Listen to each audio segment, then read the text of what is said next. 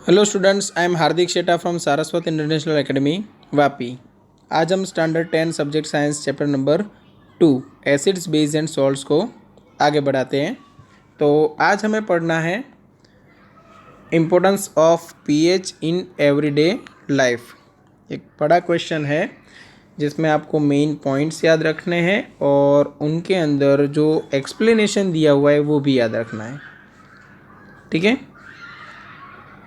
तो one by one हम यहाँ पे डिस्कस करते हैं। फर्स्ट पॉइंट देखो, क्या हम पढ़ रहे हैं, importance of pH in everyday life. उसमें फर्स्ट पॉइंट है, are plants and animals pH sensitive.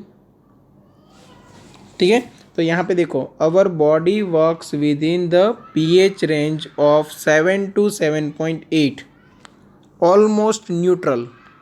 7 to 7.8 की रेंज में हमारी बॉडी वर्क करती है। पीएच मतलब अंदर जो बॉडी के अंदर जो बॉडी केमिकल्स है उनकी रेंज ये रहती है। Living organisms can survive only in a narrow range of pH change.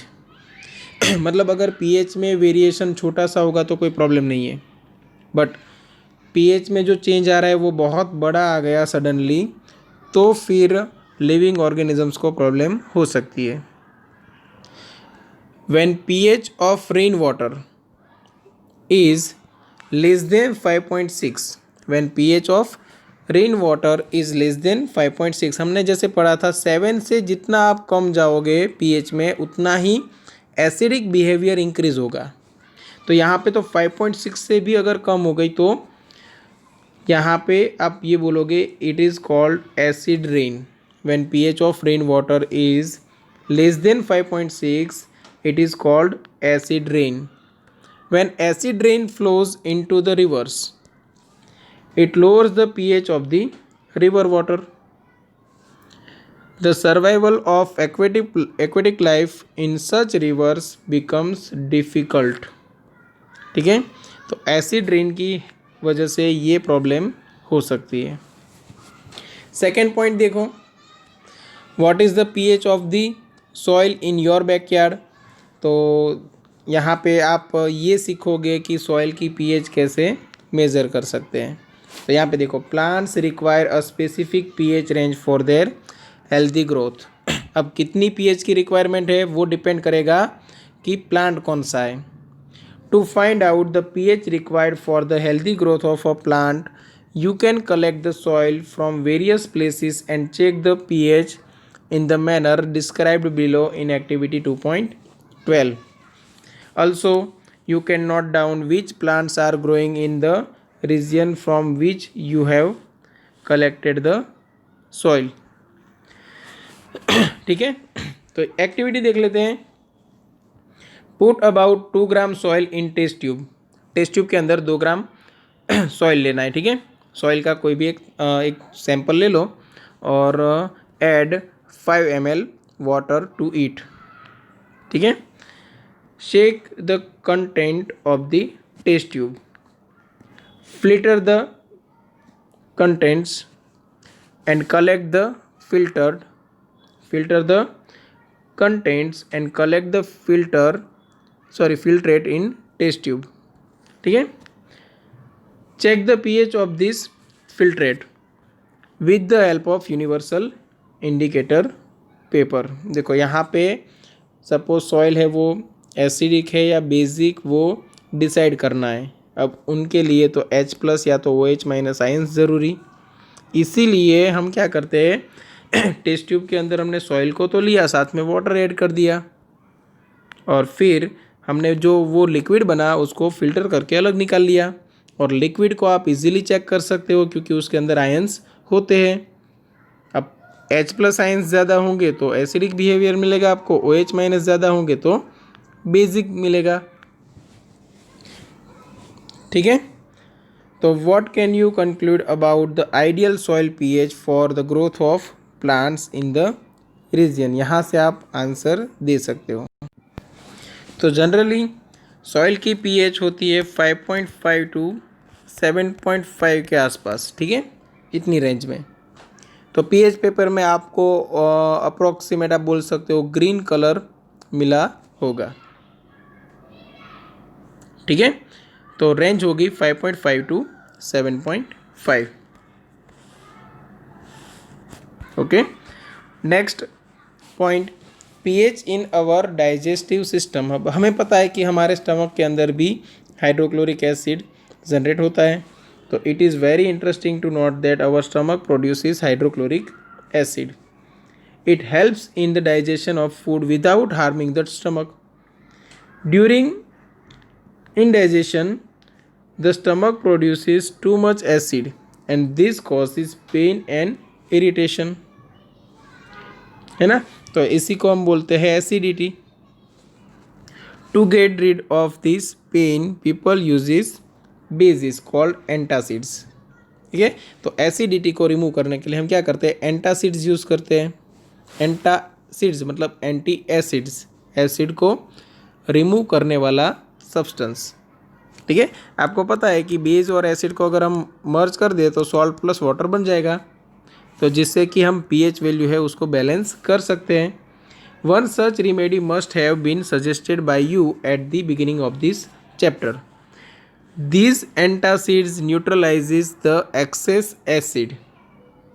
Magnesium hydroxide, जिसका दूसरा नाम है milk of magnesia, a mild base, is often used for this purpose.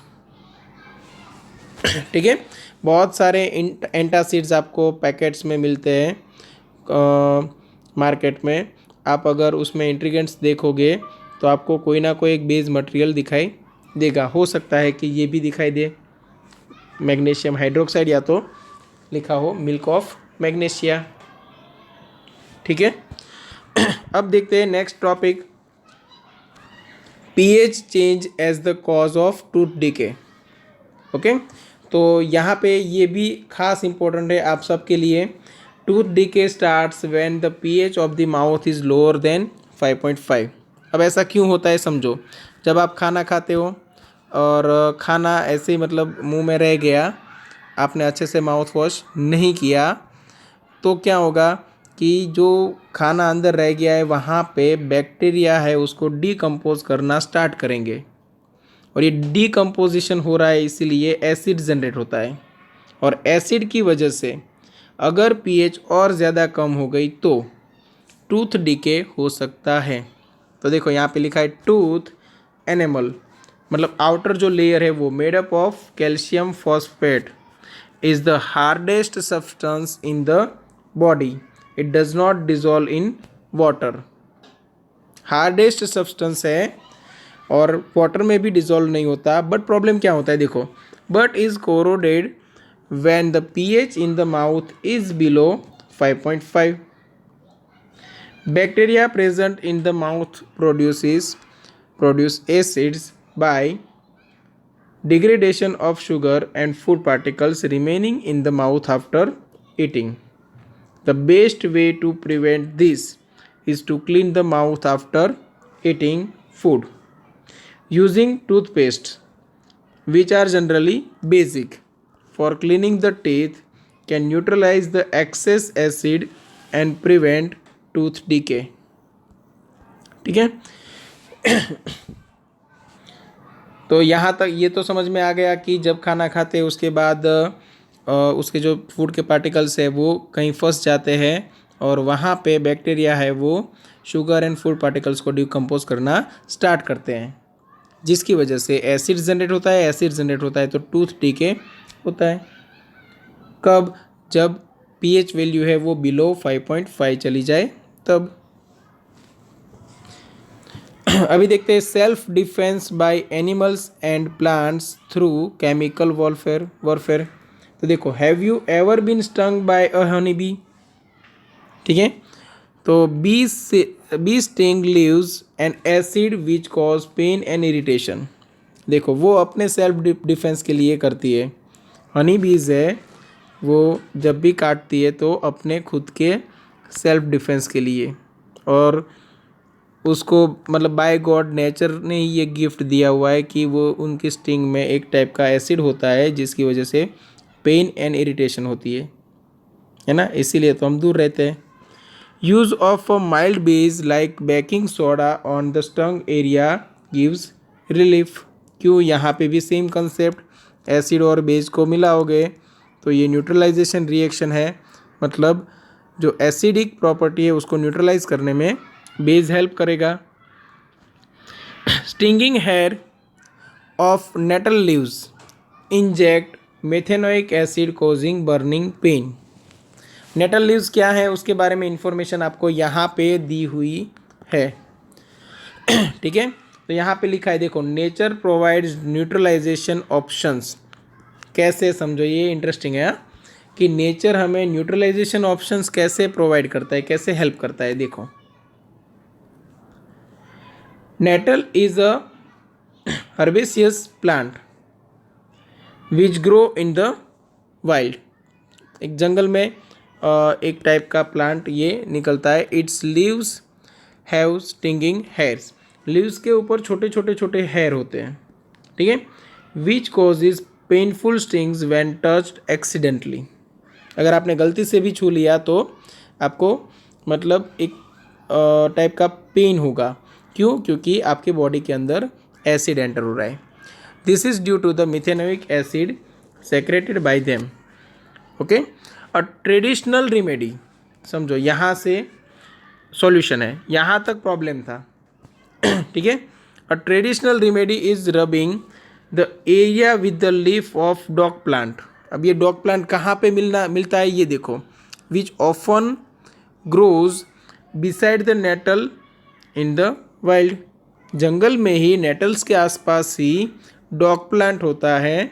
Nettles को अगर आपने गलती से टच कर लिया तो आपको पेन होगा, और आसपास कहीं डॉग प्लांट मिल जाए और वो उसके लीफ आपने रब कर दिए तो आपको रिलीफ भी मिल जाएगा। Can you guess the nature of the dock plant, तो आप बोल सकते हो बेसिक नेचर होगा। So next time you know what to look out for if you accidentally touch the nettle plant while trekking.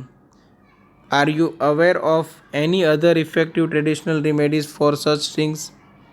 तो वो आप डिस्कस खुद कर सकते हो। ठीक है, अब यहाँ पे देखो टेबल नंबर 2.3, ये आपको याद रखना है, ये पार्ट दो हिस्सों में डिवाइडेड है। ठीक है, अब यहाँ पे अच्छे से देखना, नेचुरल सोर्स लिखा है, उसके बाद उसके अंदर एसिड क्या होता है ये। ठीक है, यहाँ पे नेचुरल सोर्स, यहाँ पे एसिड, नेचुरल सोर्स एसिड। तो यहाँ पे नेचुरल सोर्स है विनेगर, उसके अंदर कौन सा एसिड होता है, एसिटिक एसिड। ऑरेंज में साइट्रिक एसिड, टेमरिंड में टार्ट्रिक एसिड, टोमेटो में ऑक्जेलिक एसिड। ठीक है, सोर मिल्क मतलब कर्ड, दही, लैक्टिक एसिड। लेमन में साइट्रिक एसिड एंड स्टिंग, अगर चींटी ने काट लिया तो मिथेनोइक एसिड, नेटल स्टिंग में भी मिथेनोइक एसिड। ठीक है, ओके ओके, तो अभी स्टार्ट करते हैं in text questions. You have two solutions A and B. The pH of solution A, the pH of solution A is 6। ठीक है, and pH of solution B is 8।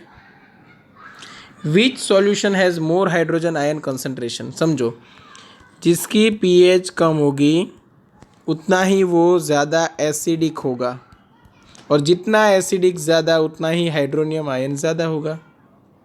तो आप बोल सकते हो solution A has more hydrogen ions concentration. ठीक है, चलो फर्स्ट आंसर मिल गया। ओके, अभी देखो, विच सॉल्यूशन हैज़ मोर, ये हो गया। Which of this is acidic and which one is basic.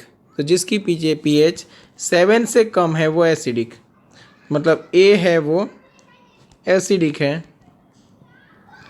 और बी है वो बेसिक है। ठीक है, दोनों आंसर मिल गए।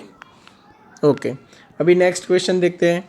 What effect does the concentration of H+ ion have on the nature of the solution. तो आप बोल सकते हो कि जितना H+ आयन ज़्यादा होगा उतना ही नेचर है वो एसिडिक बनेगा। H+ आयन जितना ज़्यादा उतनी पीएच कम रहेगी, मतलब पोटेंस ऑफ हाइड्रोनियम आयन कम रहेगा, ठीक है।